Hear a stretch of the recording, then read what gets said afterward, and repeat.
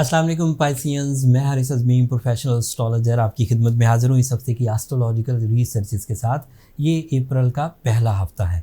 1 अप्रैल से 7 अप्रैल तक 2 astrological events हैं, यानी उन दोनों एस्ट्रोलॉजिकल इवेंट्स का आपको भरपूर फ़ायदा होने वाला है Pisceans. This is my professional statement. आपको मेरी बातें याद आएंगी। पहले ही अप्रैल से लेकर 7 अप्रैल तक आपके लिए मरकरी 3 अप्रैल को आपके 3rd एंगल पर चला जाएगा। मरकरी का 3rd एंगल पर जाना कई तरह से बेनिफिट्स देगा। General benefits, special benefits and indirect benefits. General benefits जो सभी टाइम पर मिलते हैं आपको, जब जब मरकरी अच्छा होता है तो मरकरी बोलने के स्टाइल को इम्पैक्ट देता है और बंदा अच्छे अंदाज से एक्सप्लेनेशंस दे सकता है। माइंड स्किल्स अच्छी होती हैं, कंसंट्रेशन बेहतर हो जाती है, learning and teaching capacity enhance होती है, माइंड प्रिपेयर रहने लगता है। मतलब वो जो फॉग एंड माइंड में अनडिसिप्लिन चीज़ें चल रही होती हैं वो रुक जाती हैं। जो कंट्रोल लेस हुआ होता है ना माइंड, वो ज़रा स्टेबल हो जाता है, आपके कंट्रोल में आने लगता है, आप जो चाहते हैं उससे काम लेते हैं। अदरवाइज़ क्या करता है, माइंड आपसे जो चाहता है वो काम ले रहा होता है। तो मरकरी सीज़न में ये जनरल एडवांटेज। स्पेशल एडवांटेज ये है कि मरकरी क्योंकि आपके 3rd एंगल पर होगा तो इस वक्त आपका एजेंडा, इस वक्त आपकी प्लानिंग, इस वक्त आपकी मसरूफियात इज्तिमाई नौयत की होती जाएंगी। आप फैमिली की वेलफेयर का सोचने लगेंगे, आप अपने डिपेंडेंट्स की वेलफेयर का सोचने लगेंगे, आप ख़ुद में भी कुछ अपनी कैपेसिटी से बढ़कर करने की कोशिश करेंगे। And this is a only quality जो मरकरी सीज़न में ही मिला करती है। एंड उस वक़्त ये चांस और बढ़ जाते हैं जब आपके पास अदरवाइज प्लैनेट सपोर्ट हो, जैसे जुपिटर आपके 2nd एंगल पर है, सूरज आपके 2nd एंगल पर है। This is an other support of solar system, जिससे आपकी नॉलेज आपको सपोर्ट कर रही है, आपका डिसीजन पावर आपको सपोर्ट कर रहा है, आपके लकी फैक्टर्स आपको सपोर्ट कर रहे हैं, आपके प्लान्स आपको सपोर्ट कर रहे हैं, और उधर से आप अपने प्लान्स इज्तिमाई नौयत पर लेकर जा रहे हैं। तो इट मीन्स कि आपकी सलाहियतें जो नेचुरल अल्लाह की नेमतों से बढ़ रही हैं, वो नेमतें आप तक महदूद नहीं रह रही। चाहे वो पैसे की शक्ल की नेमत हो, वो आपकी फैमिली तक जाएगी। इज़्ज़त की शक्ल की नेमत हो, वो आपकी फैमिली या सराउंडिंग या जिनसे रोज़ आपका वास्ता पड़ता है उन तक जाएगी। एंड इसी तरह इख्तियारात, अगर आपके इख्तियारात बढ़ रहे हैं तो उसकी वजह से आप लोगों की ज़िंदगियों के जो सही डिसीजन लोग नहीं ले पा रहे, आप उनके बारे में सही डिसीजन लेकर उन्हें ट्रैक पर ला सकेंगे। सो इससे रेपुटेशन अच्छी होगी, इससे सक्सेस रेशो इंक्रीज़ करेगा, पीस ऑफ माइंड मिलेगा। लेकिन बात अभी भी ख़त्म नहीं हुई। इसी आपके 3rd एंगल पर वीनस भी है।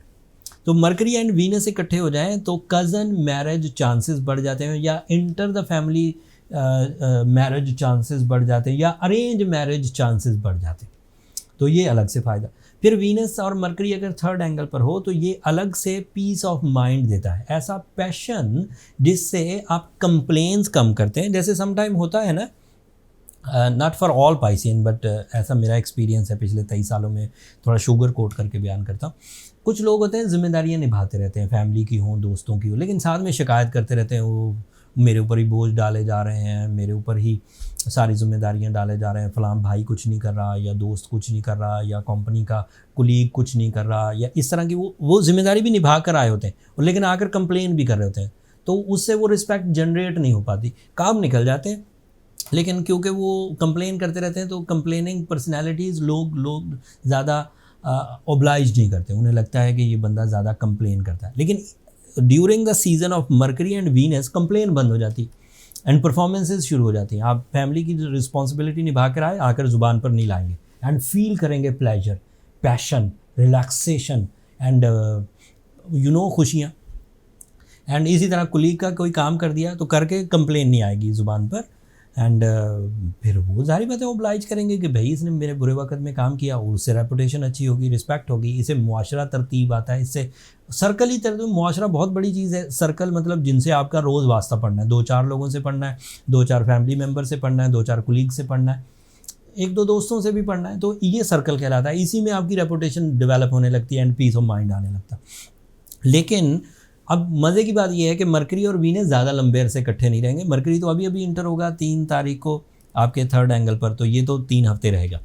वीनस पिछले 2 हफ्तों से चलता आ रहा है, मेरा ख्याल है 12 मार्च से, तो इसका ये आखिरी हफ्ता है। इसने अब निकल जाना है 10 तारीख को। तो फिर सिर्फ मरकरी के एडवांटेजेस जो अक्ल व ज़हानत पर मबनी है, जो कम्युनिकेशन स्किल्स पर मबनी है, एजुकेशनल स्किल्स पर, फोकसिंग स्किल्स पर मबनी है, वो बहरहाल आपको मिलते रहेंगे।